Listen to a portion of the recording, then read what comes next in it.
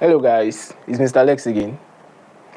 So today I'll be very quick with what I'm going to say. I'm not going to take much of your time. I'll just dive straight into the discussion or my rant for the day. I guess by now everybody will have heard about the speech, the presidential speech, one way or the other, right? Either you watched it on YouTube or you listened to it on radio or you read it in the press. Definitely one way or the other will have gotten the news or you have heard about the speech and what it contained and everything, what it was all about. So personally, me, when I heard the speech, seriously, what came to my mind was it would have been better. Just like when you're expecting a particular thing and what you are getting is not even looking like what you ordered at all. Like there's no bridge. There's a whole lot of gap between the president's speech and the issues that we are protesting about, basically.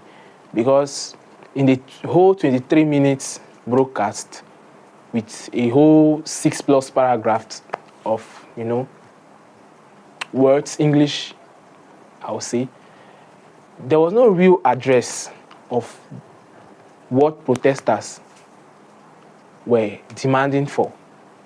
He didn't address any of those issues. And sincerely to me, it felt like he was talking at us. You understand? Not talking to us. Because what he literally did was kind of, instead of addressing us, he started reeling out or listing out what he has done. And I asked myself, if you did all these things, do you think that that's what we Nigerians want to actually know, what you have done? If what you have done has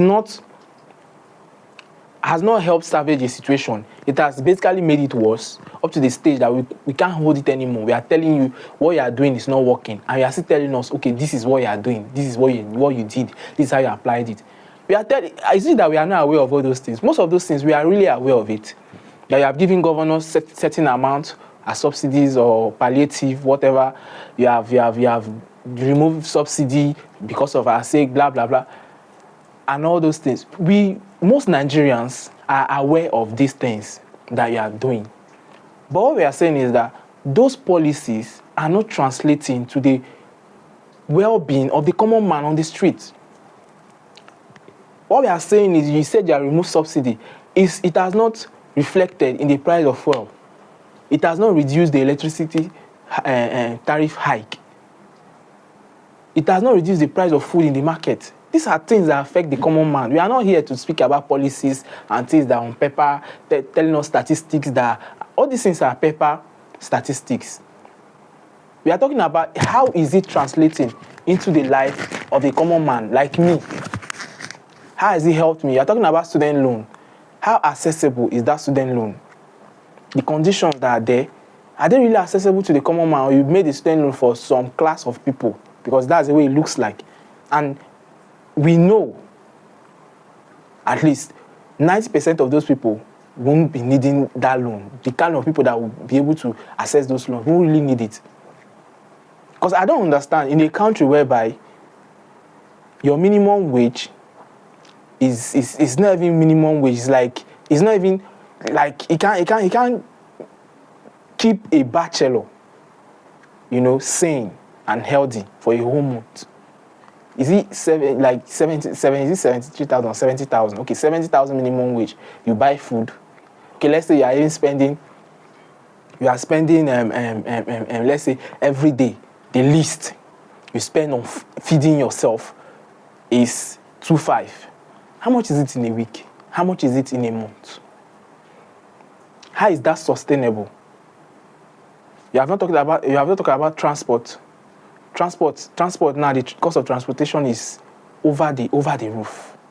Everything is expensive. Food stuff is expensive. There's insecurity. Even if you say you want to farm, because me, as I am, I'm not looking for a job, right? If I'm given the opportunity of having a very, very, interest-friendly loan, obviously is to start up something. If it's going to farming, I'll go into farming. I'm not running from all those things. But the truth is that, okay, By the time you see the situation that are playing out in most of the states, and the government is doing literally nothing about it, rather than just making promises and making it an oversight, the kind of comments and everything, not really hitting the point, kind of just treating the symptoms and not treating the main cause of the disease. You see in Benue State, whereby Fulanis and their cattle, the bad eggs among them actually will go in, destroy the farm, and when the farmer who has suffered for months to groom those crops up to the stage where with the money and everything he has invested in it, instead of the forces to actually protect the citizens, they will protect the offender. And it has happened over and over again, and nothing has been done about it. And all those things cause food insecurity. That's why the price of food is going up and everything is going up, and nothing is being done about it. And then people have come out now to protest.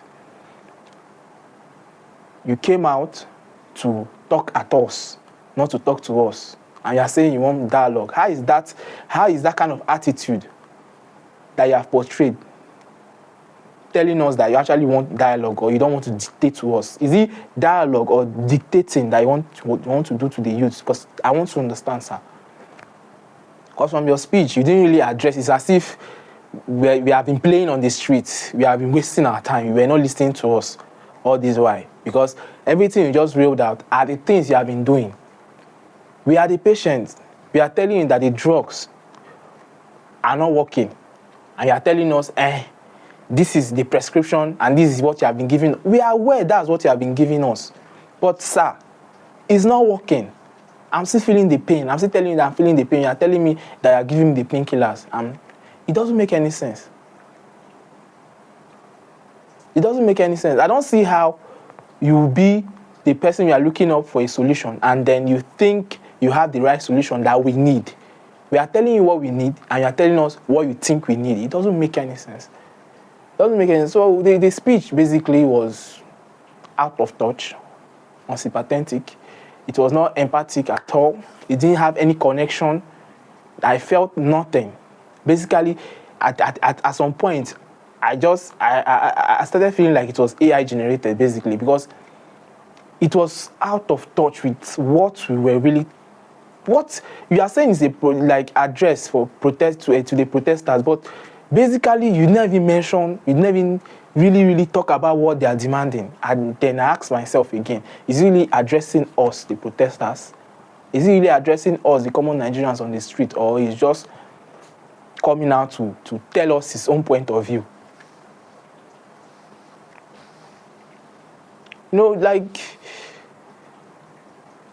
It's heartbreaking. It's heartbreaking that a country as old as Nigeria will still be taking baby steps backwards in its democracy. It's very, very disheartening and heartbreaking. Seriously. I don't have another country. This is my country. This is my motherland. And it's not right that as a common man, I'm not comfortable in my own fatherland. It doesn't make any sense. It doesn't make any sense. It doesn't make any sense that raw crude oil is drilled.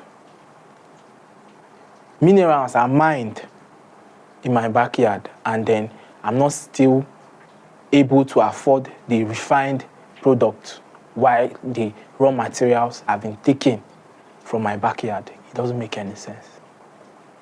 Now, moving on, so basically the speech it would have been better if I was asked. It would have been better the president didn't address us at all.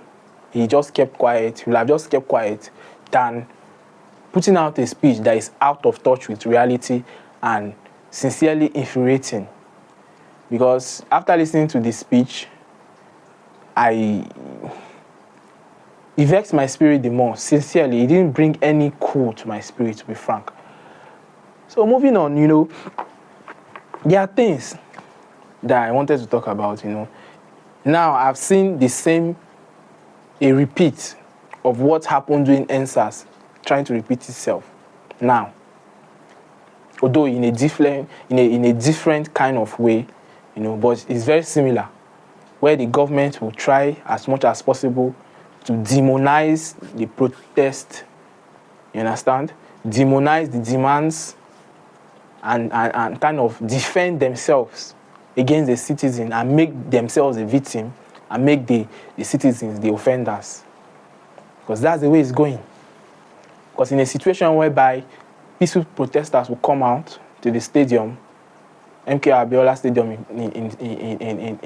in Abuja, and they are dispersed even before, exercising their constitutionally given rights. It's not like they were violent, it's not like they were looting, it's not like they were doing anything out of normal. But they were dispersed, they were shot at. People even died, from what I heard.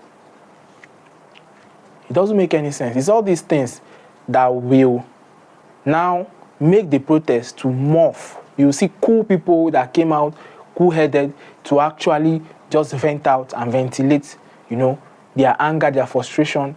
You now, instead of soothing them and calming them down, you go and then you take inciting steps and actions. And then when it now turns violent, you now start tagging the whole process violent. Because that's the whole goal of what I have been observing that the government have been trying. Because you say that you don't want a protest, but you're sponsoring protest against protest. Who is deceiving who?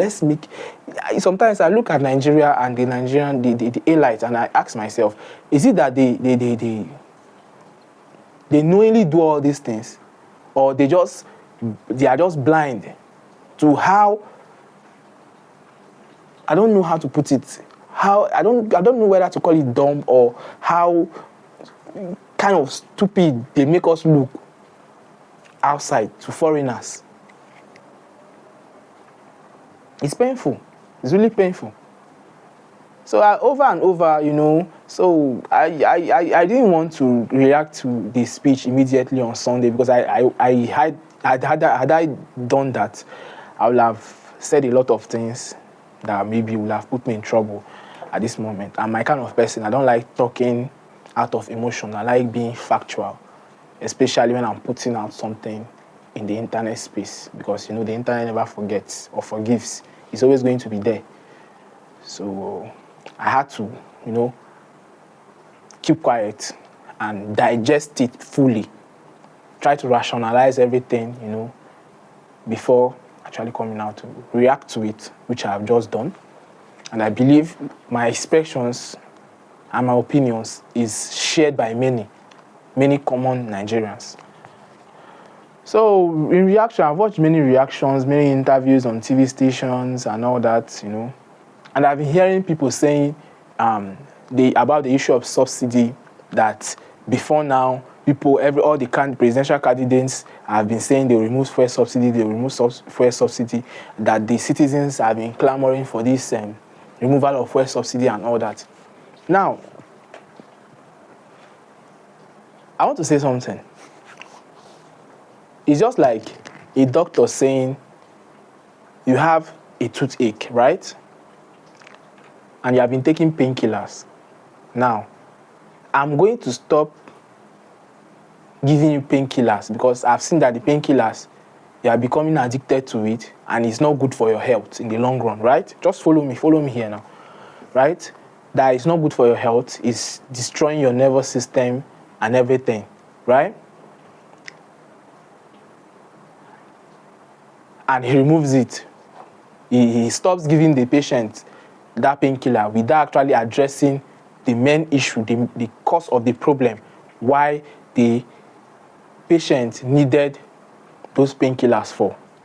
And another doctor has decided that to carry out the same thing, but before relieving the patient of the administration or the prescription of painkillers, he first of all addressed the issue, which was to remove the teeth, or address the toothache itself at the center cause of the toothache, before relieving the person or removing the person from the prescription of painkillers.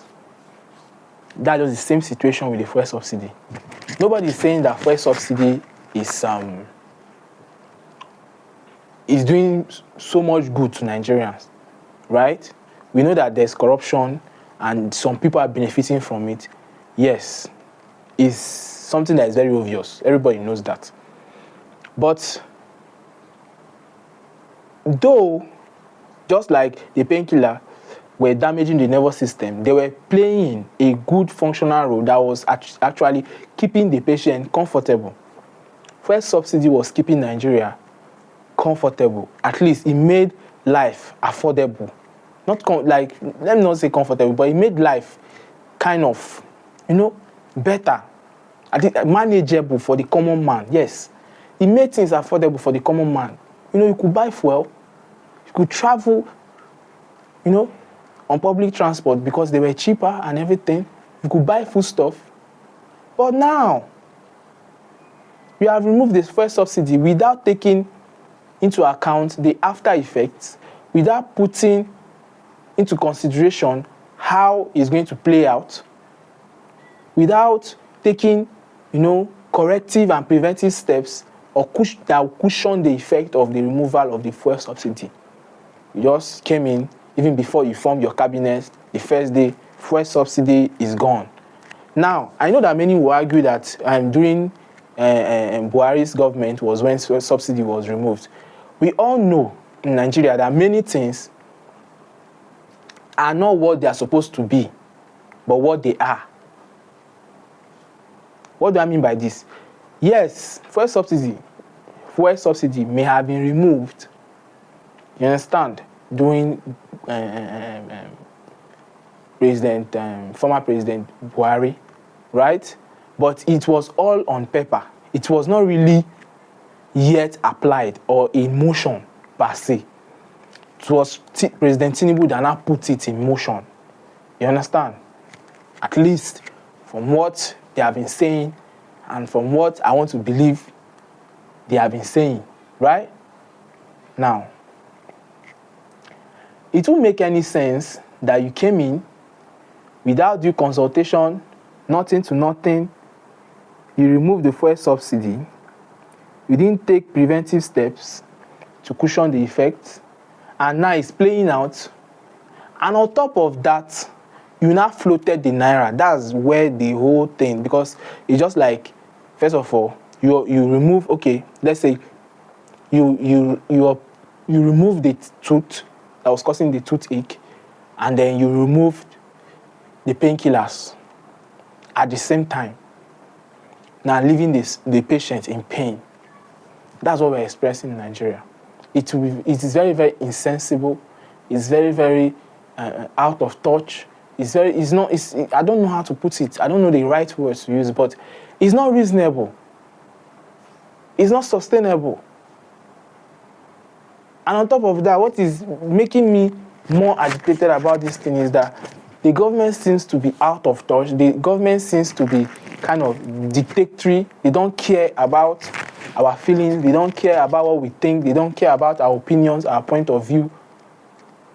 And it begs the question whether we are still practicing democracy that says power belongs to the people. Because it looks like the people in power have forgotten that the power with the people is more important and should be respected than the people in power. We are the ones that voted them in there. But the way they are acting is as if they put themselves there by themselves, because that's the way it looks like. You see many APC members and what have you, I don't want to start calling government officials and everything. They'll come out on interview and say, other Mr. Atiku said it, and Mr. P2B said he will remove the fuel subsidy. Yes, we are agreeing on one thing, that fuel subsidy removal was necessary. But what we are saying is that, did you have a plan? Because it doesn't make any sense you go and then you copy a formula from your classmates during the exam, not knowing how to use the formula actually to solve the problem. Because that's exactly what has happened. That's what I feel has happened. You remove fuel subsidy, and then there's no plan, there's no tangible, factual time frame. Okay, I will remove fuel subsidy, and we'll feel the pain from this month to this month. Please bear with us. We are working on this, and I'll make sure that by the end of this so amount of months, we'll take this step to cushion the effect. We are doing this to make you comfortable. Bear with us. Okay, this is what's happening. Nothing. Things are going up. Insecurity everywhere, because a hungry man is an angry man. It's a fact. It's something that you cannot do without. It's a fact. So the protest is still ongoing, though many people have kind of retracted for a bit. Make no mistake, they went back to actually, since they believe that the government have heard their demands, you understand, their requests. So we are now waiting to see the short-term plans and the short-term solutions to our demands. We are still at the wall. The only thing is that we have heard the person pushing us to the wall saying that, okay, I'm going to take a few steps backwards. But that doesn't mean he has taken those few steps backwards yet. He's still holding us down. So, due to that fact, we are keeping quiet. That doesn't mean we have relented, or we have stopped, or we have lost focus of what we wanted. Right?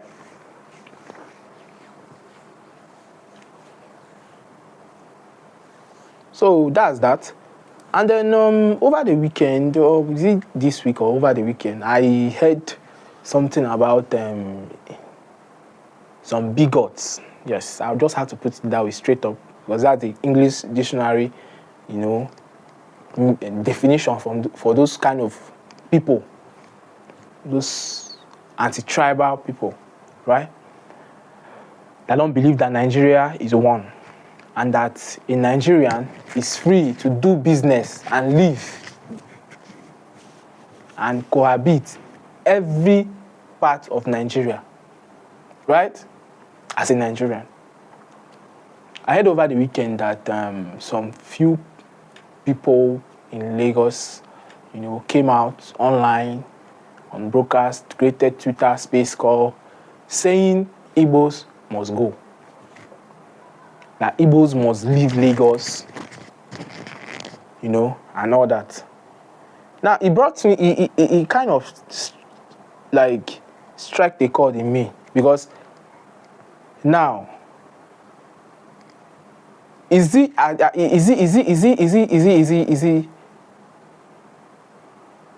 right? Is it reasonable that the civil war was fought to keep Nigerians and keep these same Igbo people that they want now to live, to keep them in the same country in the name of maintaining sovereignty and everything? Millions of lives were lost in that civil war. Many young men died. Many dreams were buried. Are they trying to tell me that it was all for nothing? Because if this was the plan, then what's the need of keeping these people that would have left years ago? You fought them, you fought a war against them, and then you recapitulated them into the state called Nigeria. And then now some tribes now decide that, oh, we don't need you people anymore, that people should leave. I don't know. I'm just asking whether it makes sense, or is it reasonable enough? The government have come out to say, to condemn. That's the language that we have been hearing for the past 8 years, and now, under the APC government, we condemn. Condemning without taking concrete steps and taking decisive actions against these problems. doesn't solve them. It's a fact. It doesn't solve them because basically the kind of approach that the government is taking in addressing these problems and situations, both the insecurity, the hardship, the hunger, then this Igbo must go protest is kind of an ostrich kind of approach, whereby you kind of, you know that there's a problem and then you decide to just overlook it and just play cool as if it is not there. But you and I know that it doesn't change the fact that that problem is still there. It is still there.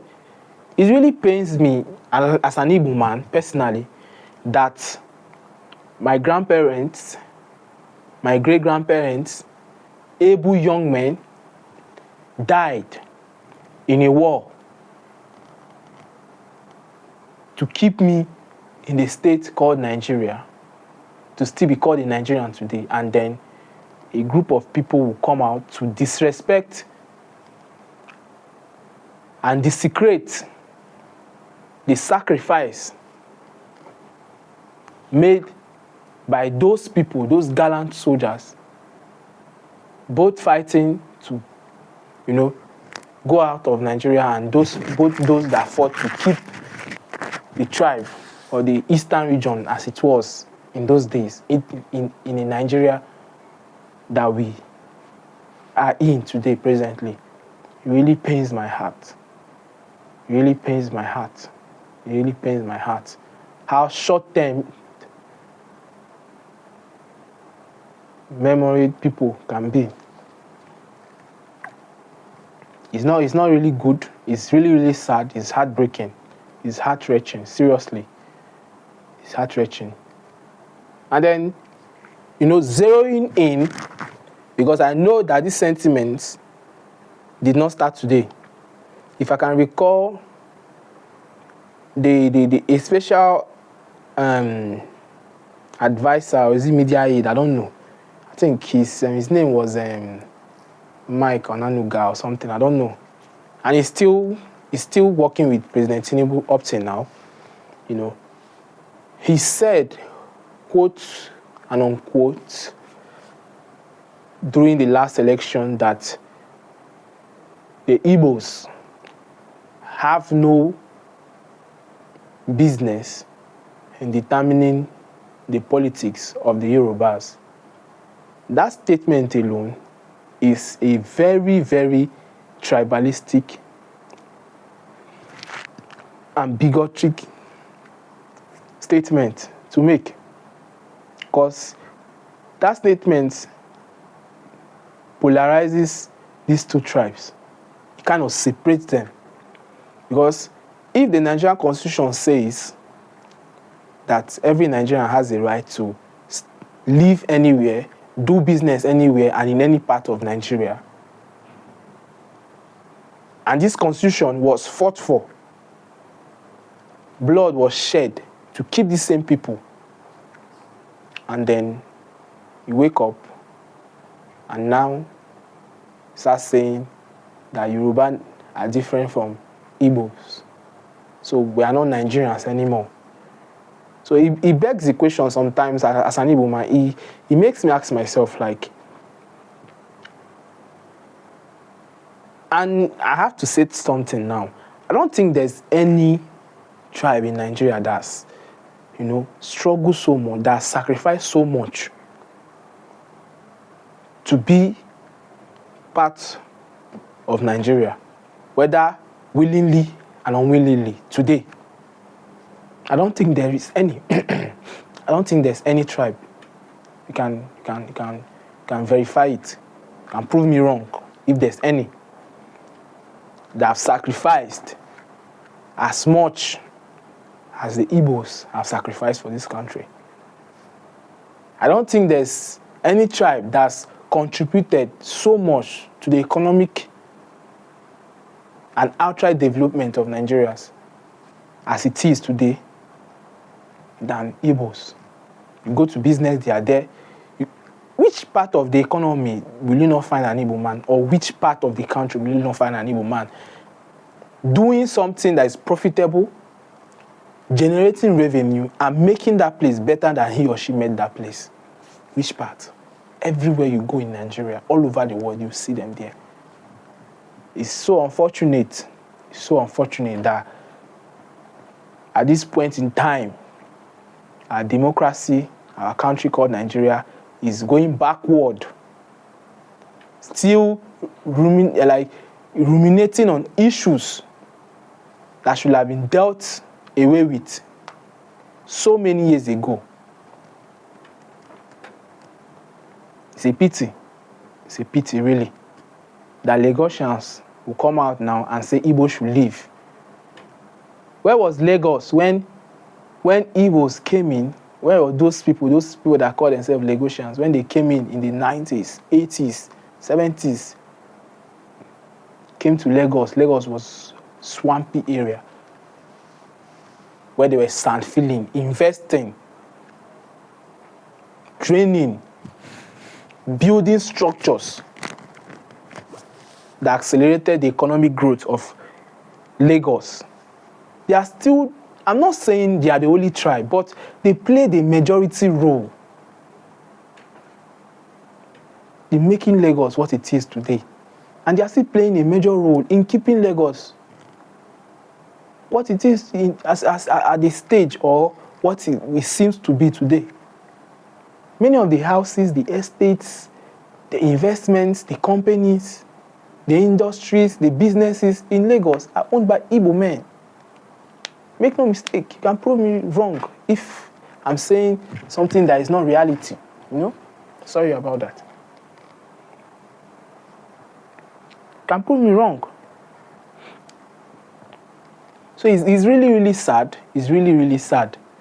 It's really, really, really sad that at this point in time, we'll still be dealing with this kind of overt and outright unwarranted provocations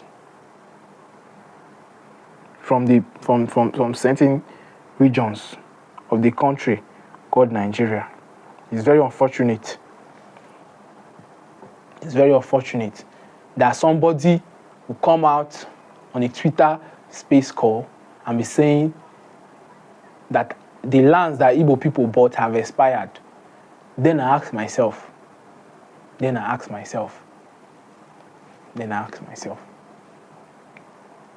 Nigeria meant for some people only? Or are some people meant to, embrace some tribes only when it favors them? Because that's the way it seems. So when Lagos was nothing, you were welcoming, you were out to embrace everybody. Now they have developed Lagos to what it is. Now you want them to leave. I don't even have any issue with them saying that. It's not today that they started it. My only plea with the government is, now let me tell you, if these two things are done, you won't see any Igbo man in Lagos. I promise you that. Open a seaport in the south or the south, southeast. A very, very standard seaport. Put up an international airport, standard one, and tell me what an Igbo man will be doing in Lagos. It's funny how you want these people to leave, right? But you don't want to give them the things that they need to live. You want to hold them captive while shouting that they should leave. You are holding them down while telling them to get up. It doesn't make any sense. Let's tell ourselves the truth. It doesn't make any sense. So in as much as I'm angry, out of my feelings and everything, I'll still say it. Nigeria is one. Nigeria is our only country, it's our fatherland. If we destroy it by inciting statements, neglecting the sacrifices and blood, sweat that have gone down to keep this country where it is today, if we still repeat the same mistakes, take the same path, tread the same path that we traded years back that cost us a lot, we are bound to experience the same pain and disaster, conflict that we experienced years ago. So in closing remarks, I would say the president should address our issues, not defend himself.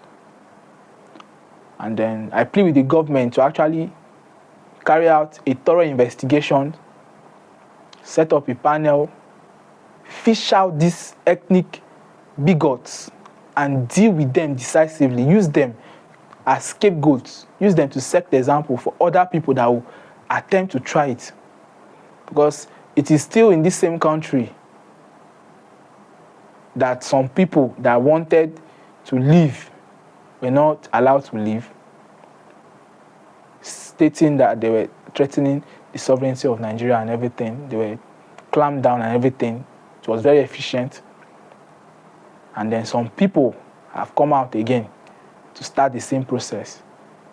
I was expecting by now arrests will have been made, people will have been fished out, but it's so unfortunate that what the government is only doing that I've seen at this point is condemning on news and on paper without concrete actions. It's really, really disheartening.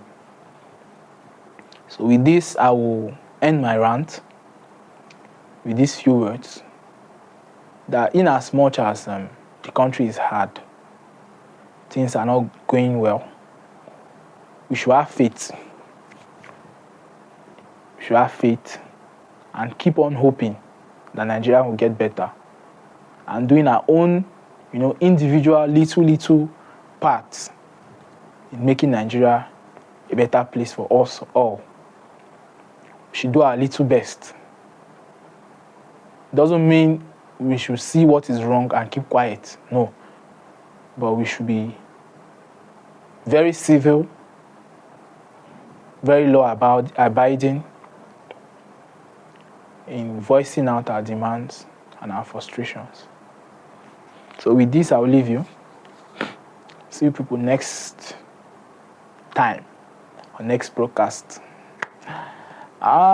This time around, I feel like I'll be ranting more, basically. Yeah, I'll be ranting more. So make sure to click on the like button and subscribe if you enjoy my rants. Thank you.